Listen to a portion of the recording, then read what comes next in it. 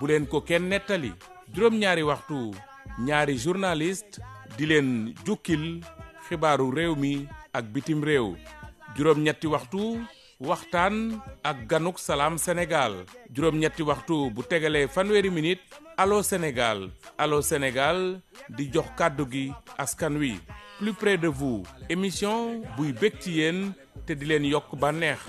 bégee di leen bégee xumbal ak xumbute ba mi di jot rajo Sénégal di leen jox xibaar yu wér te wóor di leen bégal saa su ne. voilà jërë ngeen jëf yegsi nañ ci pàcc bi noo dalalee suñu gan ci biir le grand entretien mi ngi Maham Ndiaye ginnaaw ba ma la nuyoo ma bàyyi la suñu gan. jërëjëf Arouna maa ngi lay fay di nuyu également tous les auditeurs de radio Sénégal nuyu suñu gan muy Momar Bassine Sarr mooy ki nga xam ne rek moom la ñu dénk lépp lu soxal wàllu examen et concours scolaire tey mooy suñu gan si biir Salam Sénégal CRTS dalal jàmm. jërëjëf mi ngi Maram jërëjëf Arouna maa ngi lay nuyu di nuyu mi ngi Maram di nuyu directeur général ak l'ensemble du personnel de la RTS di leen sant ci turu directeur des examens concours muy Papa Baba Diassé ci invitation bi ngeen ñu def alors invitation bi lu ko waral mooy suba ak jàmm examen bu des si école yi mooy bu BFM mu doon examen bi nga xam ne rek yenn surtout tànk yi ñoom ñoo koy amal ginnaaw baccalauréat bi nga xam ni moom la ñu génn alors lu matatul fan moo des ñu door épreuve yi ndaxte heure bi suba élèves yi dinañ tàmbali li nga xam ne rek moom moo di épreuve yi fan ngeen toll si wàccaay yi. waaw jërëjëf mi ngi Maram fi ñu toll ci wàccaay yi mooy daanaka lépp pare na lépp yemb na ndax examen moom bu jotee rek buñ ne tey la wala suba la daanaka dafa am lu bëri lu mu ko jiitu. li ko jiitu mooy statistiques yi te loolu ñun au niveau de la direction des examens concours li ñuy wax une démarche ascendante maanaam doxalin woo xam ne day jógee ci suuf jëm ci kaw. ci kaw moom la ñuy adopté fële au niveau de la direction des examens concours dañuy yónnee IA yi ak IEF yi ay ñu wax ñu ay ñaata statistiques yi ñaata candidat la ñu am centre yi ñu am ak yëpp information yëpp ñu remonté ko au niveau de la direction des examens concours bu ñu ko remonté ci base boobu nag la ñuy planifier waaye loolu yëpp balaay am dafa am li nga xam ne moo koy déclenché mooy li ñuy wax la décision ministérielle bi nga xam ne mooy ubbi examen bi te loolu yëpp def nañ ko tabax nañ épreuve yi ba épreuve yëpp conditionné nañ ko def ko ci enveloppe levé nañ épreuve yi yaay wax nañ leen ñu ñëw jël si ko ba mardi 8 ba le lundi 14 ñëw nañ levé épreuve yi donc jeexal nañ mën nañu wax ne tout est fin prêt ci levée boobu ñun dañoo accorder une priorité aux inspections d'académie yi nga xam ne ñoo gën a sori Dakar pour ñoom ñu teel a jot seen épreuve pour mën ko sécuriser li ci des it li ñuy wax les réallocations des ressources maanaam ressources yi ñu war a joxe ci wàllu xaalis pour appuyer te muy jógee ci fonds d'appui aux examens concours ñu war ko jox IA yi pour jàppale leen ci organisation bi yooyu yëpp joxe nañ ko li nga xam ne mooy aussi ressources matérielles yi DAGE prévoir yëpp mettre nañ ko à la disposition des inspections d'académie li ñuy wax aussi dispositif de gestion même bu examen bi ak li ñuy wax planning national bi nga xam ne mooy déterminer activité bu te fu ñu toll ban date lañ ko war a def déggoo ci ba examen bi jeex loolu yëpp partagé nañ ko ak chronogramme bi nga xam ne moom la ñu war a dérouler suba ak ginnaawaati suba pour que examen bi mën a dérouler loolu yëpp direction des examens concours partagé na ko ak inspection d'académie donc mën nañu wax ne fii ñu toll nii daal ñi ngi sant yàlla nous touchons du bois mais daanaka daal lépp yemb na yaa ngi koy wax wàllu statistique ren suñ koy xayma si ñi nga xam ne ñoom ñooy jëm si boobu la examen lan mooy tolluwaay bi waaw tolluwaay bi fii ci waxtu yi may wax ak yow ndax dañoo def gestion en ligne dañoo dématérialiser donc en temps réel la ñuy jël la ñuy jël statistiques yi waaye fii ñu toll nii nombre d'inscrits mi ngi taxaw ci téeméeri junni ak juróom-ñett fukki junni ak benn ak juróom-ñetti téeméer ak ñaar fukk ak ñett boo ko xaymaa loolu boo xool jigéen ñi ngi tolloo téeméeri junni ak fukki junni ak benn ak juróom-ñeenti téeméer ak juróom fukk ak juróom benn daanaka daal en valeur relative téeméeri candidat yoo jël ñun inscrire jigéen ñi ngi taxaw ci juróom fukk ak juróom-ñett yu tegal tuuti maanaam ñoo ëpp góor ñi fuuf ñoo ëpp góor ñi boo ko comparé 2000 daaw jéeg nag daaw nag muy 2024 da ngay gis ne ren candidat yi yokku nañ ñeenti téeméer ak juróom fukk ak ñett waaw boo ñëwee ci nombre de centres yi mi ngi ci junni ak téeméer ak juróom-ñeent fukk ak ñaar yokk na téeméer ñaar fukki ñeent fukki centre président jury ni centre yi toll lay toll président jury président chef de centre yi moo nombre de centre yi ñoo toll. président jury ñu ngi taxaw ci téeméer ak fanweer junni ak ñetti téeméer ak ñeent fukk ak benn. saal yi en moyenne juróom-benni junni ak ñetti téeméer ak juróom-ñeent fukk ak juróom la ñuy taxaw. surveillant yi au moins salle bu nekk dina am ñaari surveillant boo ko xaymaa mi ngi taxaw ci fukki junni ak ñaar ak juróom-ñaar téeméer ak juróom-ñeent fukk. waaw nombre de secrétaires yi jury bu nekk day am bu ñu calculer ne à peu près jury bu ne dina am juróomi secrétaire nombre de secrétaires ñu ngi taxaw ci juróom-benni junni ak juróom-ñaar téeméer ak juróom. maintenant am na nag les candidats spécifiques moom la ñuy woowee les candidats à besoins éducatifs spéciaux mooy ñi nga xam ne yàlla dafa dogal ñu am porté benn laago. waaw ay façon la nag type de handicap yi am na ñoo xam ne c'est des handicapés moteurs am ñoo xam ne c'est des handicapés visuels am na ci ñoo xam ne c'est des handicapés déficients intellectuels ñooñu aussi dañ leen a boole ci kii bi au nom du droit à l'éducation mais boo leen xaymaa ñi ngi taxaw ci téeméer ñoom ñëpp ak ñett waaye boo xoolee ñi nga xam ne dafa laaj ci direction bi ñu adapté seen i épreuve def ko braille wala ñu yokk écriture yi ñooñu ci téeméer ak ñett yi ñu ngi toll ci ñaar fukk ak benn yi nii lañ ko répartir yi fukk ak juróom-ñett yi mooy ñi nga xam ne seen bët dafa muuru complètement ñu war leen traduire épreuve yi en braille ñeneen ñi ci des mooy ñett malvoyant ñoo xam ni seen gis-gis leeru il faut ñu yokk taay police bi pour que ñu mën koo lire ñi ngi leen répartir ñooñu ci juróom-benni centre ci Sénégal donc maintenant ñi ci des mooy handicapé moteur yi ñooñu laajut ñu laal ci épreuve yi dara di ko adapté mais ñooñu li ñu soxla mooy ñu yombal leen fi ñu nekk di defee composé maanaam bañ leen a yéegal ci étage accessibilité bi yomb loolu yëpp ñu yombalal leen ko ñu am assistant boo xam ne day taxaw lépp lu ñu soxla ñu taxaw ci waaye ñoom ñëpp boo leen jëlee muy candidat yooyu nga xam ne dañoo am laago ñoom ñëpp dañoo am texte yi dafa wax ni dañ leen jox li ñuy wax le tiers temps pédagogique mooy bu dee épreuve bi fanweeri téeméer ñaar fukki 1 heure de temps la maanaam juróom-benn fukki minutes dañ koy xaaj ñetti xaaj benn xaaj bi ñu yokk ko ci juróom-benn fukki minutes yi maanaam muy 80 minutes donc da ngay gis ne ñoom pour ñu bokk ak ñeneen ñi saal di jafe parce que ñoom ñii bu ñuy composé bu ñu defee 60 minutes ñoom dañ leen ci yokkal 20 minutes donc duñ mën a donc moo tax ñoom dañ leen di aménager ay salles spécifiques yoo xam ni ñoom ci la ñuy composé ba jeex moo tax ñoom souvent dañuy guddee pare waaw foofu daal lañ ci toll ñi nga xam ne nag c'est des candidats yu amut état civil parce que la question de l'état civil aussi c'est une question centrale voilà ñooñu ñi ngi toll ci fii ñu toll nii ci juróom-benn junni ak juróom-ñetti téeméer ak fanweer contrairement ak daaw mën nañu wax ne ren yokk na juróom-ñeenti téeméer ak juróom fukk ak juróom-ñett mais jël ngeen leen en compte jël nañ leen en compte pour au nom du droit à l'éducation parce que wax droit à l'éducation wax droit à l'évaluation donc c'est un droit imprescriptible un droit absolu te Sénégal dafa ratifier ay convention ak ay textes au niveau international pour respecter les droits de l'enfant. Alors lan mooy particularité édition ren bi waaw édition ren bi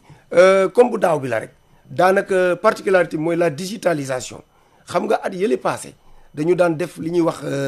dañu daan def travail de manière manuelle li ñu digitalisé woon ci processus bi bëriwul bu xale yi xasee ba dugg ba ñu inscrire leen ci ordinateur bi léegi au niveau des IEF ñoom dañuy liggéey ku ci ne ci biir bu ñu paree door a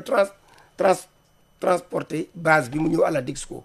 mais léegi c'est en temps réel parce que da ngay nekk directeur d'école sax léegi day inscrire wala principal bu dee BFM day inscrire cela veut dire que plateforme bi du waa DICSCO rek a ci war a jot wala waa IEF wala waa IA mais tous les acteurs yi nga xam ne dañoo am niveau de responsabilité lu mel ni IA IEF direction des examens concours directeur d'école principaux de collège ñooñu ñëpp dañoo am accès ci kii bi mais kenn ku ci ne da ngay am login président jury yi ñoom ñëpp te données yi dañ koy jot en temps réel booy saisir léegi enrôler saisir rek mu daal di ñëw au niveau de la DICSCO ce qui fait que digitalisation boobu moom moo ñu permettre ren booy xoolee au niveau de au niveau du CFE ñu imaginer xalaat ne war nañ mën a organiser CFE nañ ko daan defee vers les années 80 c'est-à-dire CFE boo xam ne lépp ci centre bi lañ koy def depuis l'administration des épreuves ba publication des résultats li ci bees it mooy IA yi fi mu nekk nii dootuñ toog di xaar ay résultats au niveau des président jury bi mën na tirer ay résultats IA bi mën na ko tirer te IA bi li ci am solo mooy bu duggee ci plateforme bi mën naa gis lépp li xew ci académie nombre de candidats rythme d'inscription bi mën na ko évaluer xam ndax c'est rapide ou c'est lent est-ce que ñaata candidat sans état civil la am ñaata candidat à besoins éducatifs spéciaux loolu yëpp da koy xam yan école ñoom ñoo dese ay candidats yu potentiel yu ñu enrôlé gut donc moom rythme d'inscription bi ay d'enrôlement bi dina ko mën a xam IEF bi la même chose DEXCO it dana mën a xool au niveau national ba ci ministre bi mën na toog bureau am cliquer dugg ci login am dugal mot de passe am gis comment ça se passe le rythme d'enrôlement au niveau national ñaata état civil donc tout ça ay avancées la yoo xam ne ni vraiment permettre nañu ren BFM bi ñu mën ko sécuriser bu baax am ci ay kii. alors ba tey ci conditions yi xam nañ ko ay localités yu bëri taw bi bëri na fa yan jéego ngeen jël également pour peut-être bu tawee ngeen jël ko en compte. merci beaucoup xam nga taw malheureusement ñun Sénégal dafa nekk blocage ci ñun mais am na réew yu bëri taw du seen problème parce que taw daanaka dañu war a xam ne luy dundal la te dafa war a bokk ci suñu dund am na réew yoo xam ne nii 9 mois la ñuy taw 3 mois yi rek loolu taw. donc Sénégal malheureusement taw dafa nekk un blocage même dans le sud boo demee da ngay gis ne taw du leen tere dox seen i activité donc mais ci conseil interministériel bii amoon le 30 mai 2025 gouvernement bi jël na ci ay dogal yu wóor mooy que ni ministère des forces armées ministère des infrastructures ñooñu ñëpp wax nañ leen ñu jël matukaay yi ci doy yëpp pour que centre yi bañ am problème damay rappeler ne toujours bu ñuy enrôler dès le début dès le mois de novembre décembre bu ñuy enrôler candidats yi ministre bi day bind benn lettre envoyé ko yaay ne leen faites des propositions de centre que je dois valider donc ñoom bu ñuy def proposition de centre yi dañuy ànd ak ay spécialistes léeg-léeg ay architectes ñoo xam ni c'est des gens qui sont en tout cas très calés en matière de bâtiment ñu wër l'ensemble des centres IEF bu nekk day am commission IA bi aussi am commission au niveau académique ñuy wër centre bu ne di xool yan école ñoo mën a jël abriter ces centres là ce qui fait que pour ñu choisir pour ñu proposer ay centres yoo xam ne day am problème dana jafe. comme abri provisoire. provisoire yooyu du ci bokk parce que dañ leen di leer ne bu ñu ko proposer bu ñëwee ministre bi du ko valider. donc ñoom chaque IA bu ci ne day fexe ba li muy proposer ñu valider ko au niveau national. waaw maintenant am na lu xewoon au niveau de la banlieue at yee passé mooy kii boobu amoon ba dugg ci saal yi ndox mi. mais loolu li ñu xamul woon mooy que ni ñu bëri li ñu xamul mooy miir bi la am ku ko bënnoon. bi mu ko bënnee ndox mi dugg ci cour bi dugg ci salle de classe yi. mais ren moom on a jugulé vraiment le mal. d'accord gëm nañ ne incha allah même bu tawee sax. benn problème du am ci centre yi. alors Sénégal léegi suñuy wax examen xel yi day dem tam si beneen phénomène mooy wàllu ñi nga xam ne dañ leen si jàpp. muy ñuy utiliser seeni téléphone ak yu yem seen. exactement tey ban constat ngeen si def ak yan matuwaay ngeen si jël. waaw xam nga ci conseil interministériel bi may wax bu 30 mai bi il a été dans une des directives dañu waxoon ne nañu sensibiliser d'abord les parents parce que xam nga gouvernement bi en particulier le ministre de l'éducation nationale dafa jiital li ñuy wax sensibilisation parce que man damay wax ni élève bu ñu jàpp ci portable am rek kooku moo ko tey. xam nga am na élèves yoo xam ne ni ils sont tellement concentrés sur les examens que comme dañu tàmm di dem école di yóbbaale portable ñoom bu ñuy yóbbu portable sax duñ ko xalaat jour examen mën nañ jël dugal seen sac dem maintenant demandé nañu aussi ñu mettre en place au niveau du conseil interministériel ñu mettre en place devant centre bu nekk ñu def fa en place benn dispositif pour que contrôler effectivement xale bu ñëw indi sac ñu ubbi sac contrôler xool ndax kii portable la fa bu ci amee ñu génnee portable d'ailleurs yëmul ci portable tout appareil déconnecté donc ministre bi rappelé na ko di rappeler ne candidats yi nañu fexe parents yi balaa seen doom a xëy nañu préparer xool ko informer ko sensibiliser ko d'abord bu yoree portable ñu nangu ko denc parce que loolu moom mooy indi problème parce que aussi jàng ba pendant 9 mois ñëw ba dernier jour nga ñëw war a présenter wu ñu génne la simplement parce que da nga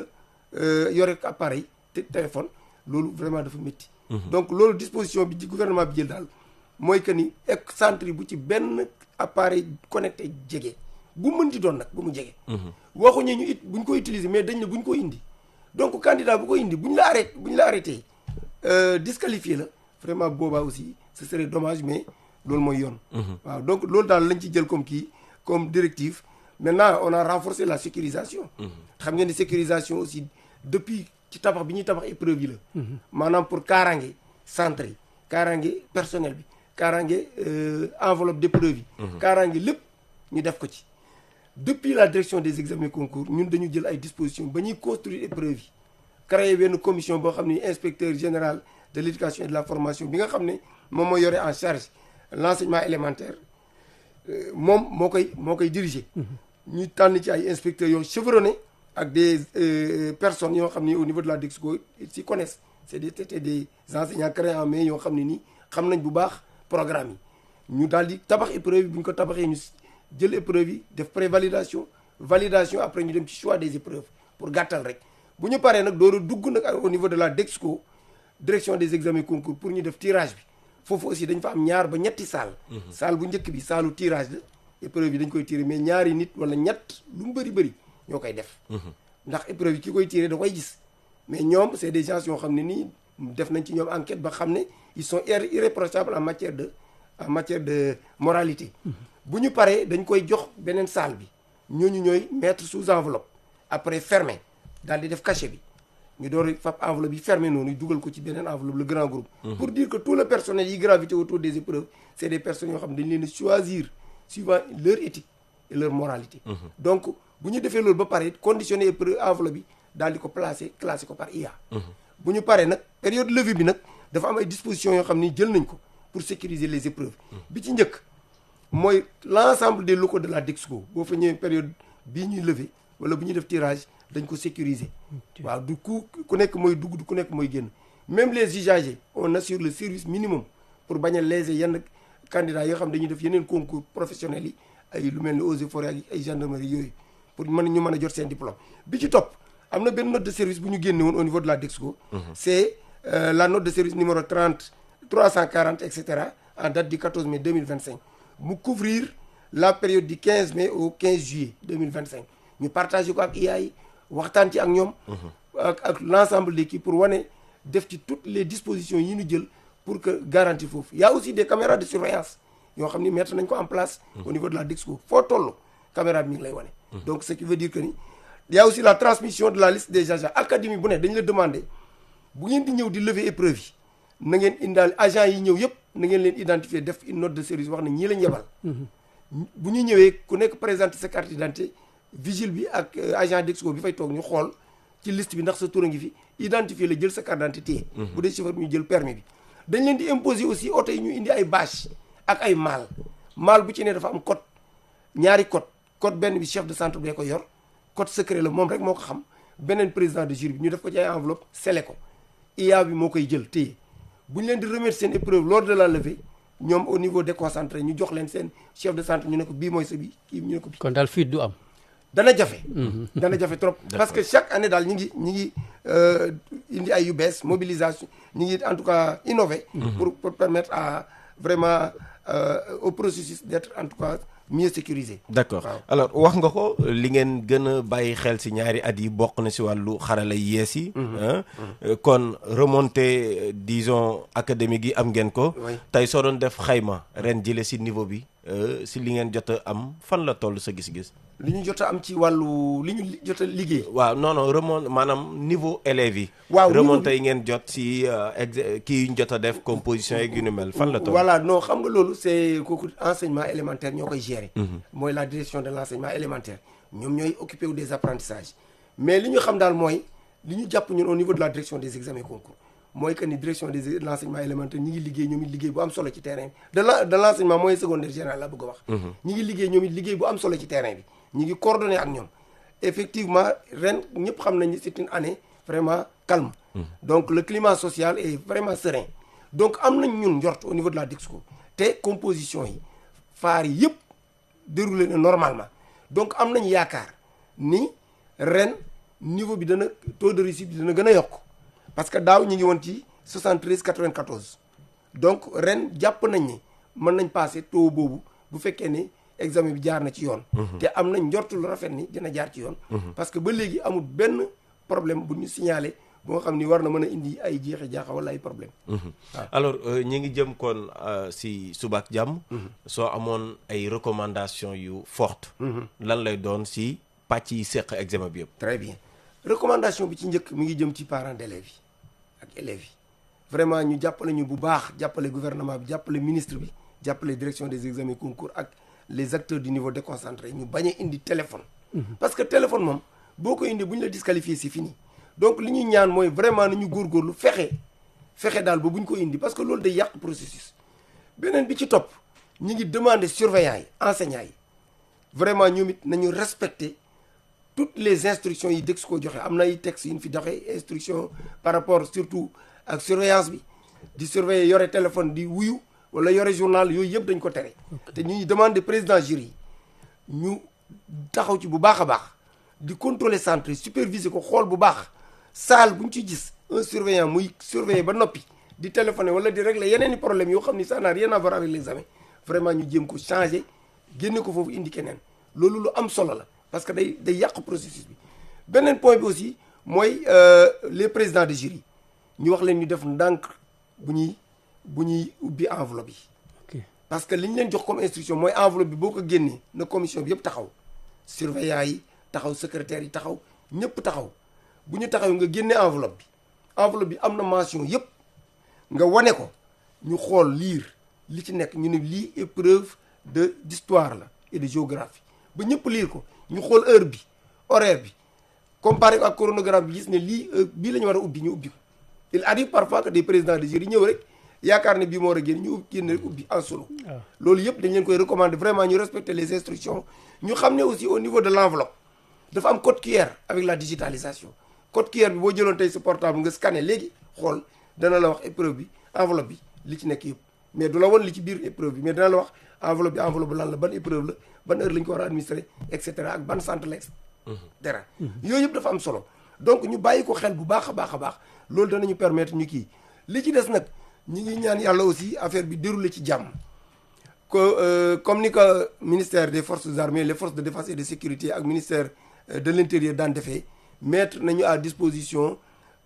les forces de défense et de sécurité centre bu ne danañ ko sécuriser personnel ba fa nekk sécuriser locaux yi sécuriser candidats yi ak épreuves yi pour que affaire bi déroulé wu normalement damay rappeler wu ne 3 jours la mais après am na lu ci ginnaaw mooy feuilletage bi secrétariat correction ba ci ñu dem ba ci délibération alors délibération joxe résultat yan anam lay doon waaw délibération xam nga li ma dañ wax léegi SMS wala ma ne SMS wala lan voilà loolu ci lañ bëgg a jëm parce que xam nga CFE ak BFM c'est des évaluations à grand effectif c'est des évaluations nationales xam nga CFE boo jëlee ci ñu ngi ci 300 000 candidats 808 boo ñëwee BFM ñu ngi ci 191 823 ñi ngi étudier loolu parce que bul fàttali ni dañuy fàttali ni digitalisation bi commencé woon nañ ko avec les concours d'entrée aux établissements d'excellence Mariama Ba Daara Rama ak lu mel ne lycée scientifique d'excellence de Diourbel yooyu appliqué woon nañ ko ci ba mu mokk ba nga xam ne même léegi résultats yi par SMS lañ koy jot maintenant bi ministre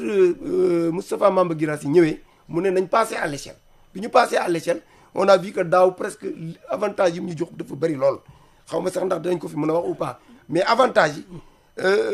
bokk na ci publication par SMS mais dañ ne comme c'est un grand nombre xam nga envoyé un grand nombre ay 100 000 candidats nga leen di yónnee ay SMS mën nga gis koo xam ni sax mën na am fa mu nekk du jot SMS am léegi ñu ne nañ koy expérimenter ndànk-ndànk nañuy def ndànk-ndànk ba baa ñu koy mën a def donc ren certainement du am mais c'est prévu pour les sessions à venir boo ñëwee par exemple avantage bi gën a am doole ci digitalisation bii ñu def mooy la publication simultanée du CFEE et de l'entrée en sixième xam nga bu njëkk ba boo defee CFEE damay def une petite incursion ci CFEE boo defee CFEE da nga daan toog 1 mois gars yi def seen kii spécial yi commission spéciale yi au niveau des parce que dañ koy def centre bi jël documents yeeg copier yëpp yóbbu à l'IEF IEF aussi travailler kii def contrôle bi yëpp yóbbu à l'IA ñooñu contrôler ba defar affaire yi daal di woote benn commission bi dana def 10 jours commission spéciale bi mais lépp boo ko jëlee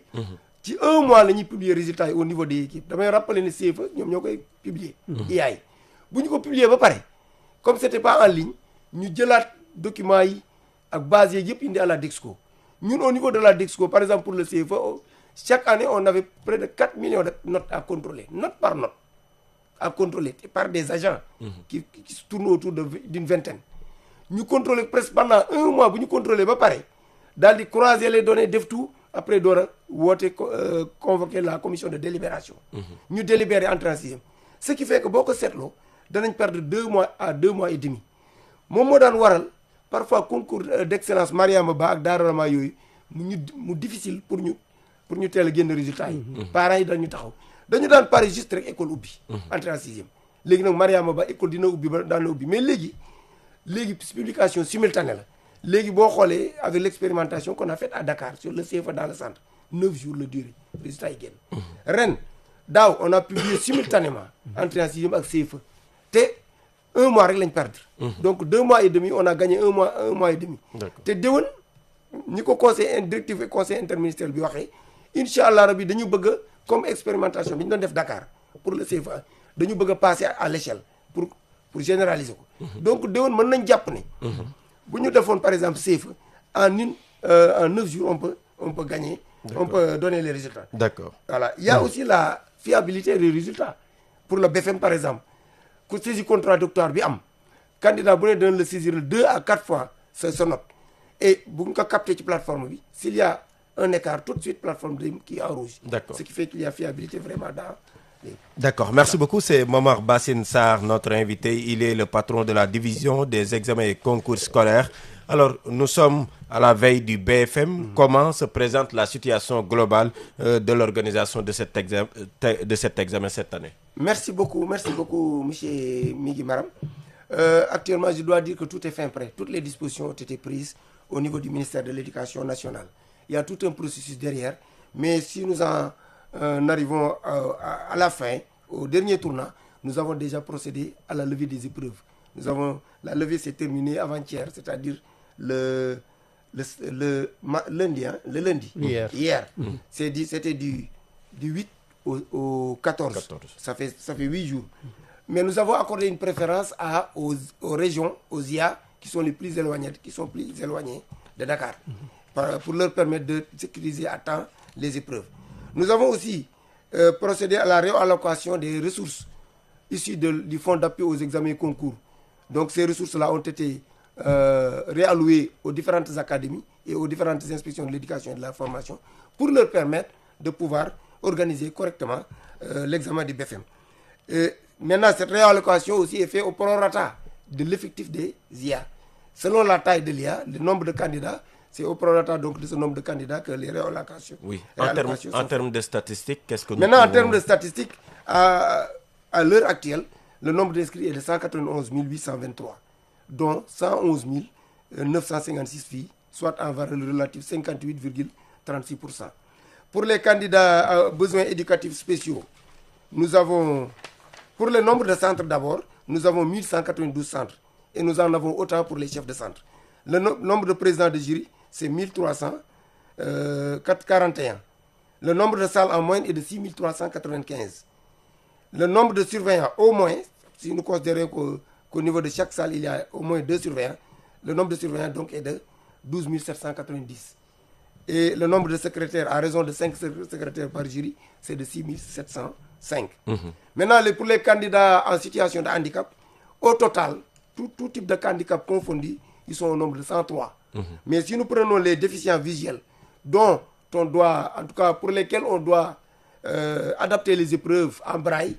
ou augmenter la taille des épreuves, pour les déficients visuels, nous en avons 21, dont 18 non-voyants et 3 malvoyants. Ils sont répartis dans 6 centres. D'accord. Il faut dire aussi que pour ces candidats, les autres candidats en situation de handicap, tels que les candidats moteurs, les candidats déficients visuels, déficients intellectuels, les dispositions doivent être prises au niveau déconcentré pour leur faciliter par exemple l'accessibilité au niveau des centres, le fait d'être dans des salles isolées pour qu'ils puissent travailler correctement, parce qu'ils ne travaillent pas au même rythme que les enfants qui ne sont pas en situation de handicap. D'accord. Et là, on leur accorde tous, ces candidats-là en situation de handicap, on leur accorde tous ce qu'on appelle le tiers-temps pédagogique, comme le prescrivent les textes. Le tiers-temps pédagogique, c'est-à-dire qu'à chaque fois qu'ils ont un temps bien défini, on y ajoute le tiers de ce temps. Alors, quelles sont les recommandations fortes voilà, les recommandations, pour le bon déroulement de l'examen? Oui, pour le bon déroulement de l'examen, les recommandations fortes, on commence par le respect des toutes les instructions données par le ministère. Et donc, en particulier, la direction des examens concours. Il y a des notes de service qui ont été envoyées, des instructions qui ont été données, même il y a une note portant sur les erreurs et manquements à éviter pour les présidents de jury, pour les surveillants, pour les candidats et pour l'ensemble des acteurs. Et là, Donc la première recommandation, c'est de respecter vraiment ces recommandations, ces instructions pour un bon déroulement. L'autre, c'est surtout les parents. Vraiment sensibiliser leurs enfants, essayer aussi de leur retirer tout appareil connecté qu'ils ont par devers eux, pour éviter qu'ils n'aillent dans les centres avec ces appareils. Bon, l'autre point, c'est peut-être souhaiter vraiment un bon déroulement, un déroulement sans anicroche de cet examen. Et nous l'espérons, parce que nous avons une année vraiment stable, très stable. Donc le climat social est serein. Et nous espérons qu'avec tous les efforts qui ont été menés qui ont été fournis au niveau central, avec la DMCG, tout le ministère en général, et les acteurs du niveau déconcentré, nous espérons vraiment que le taux de réussite va augmenter par rapport à celui de l'année dernière, de la session dernière. Alors, Momar Bassine Sarr, Radio Sénégal vous remercie. Merci beaucoup, monsieur. C'est moi qui vous remercie. Merci beaucoup. Merci beaucoup Migui, merci inspecteur. ñu leen di jaajëfal kon ci teewlu bi li ñu waxtaan ak sunu gan nag dañuy may toogu bi Adja Fatou Sarr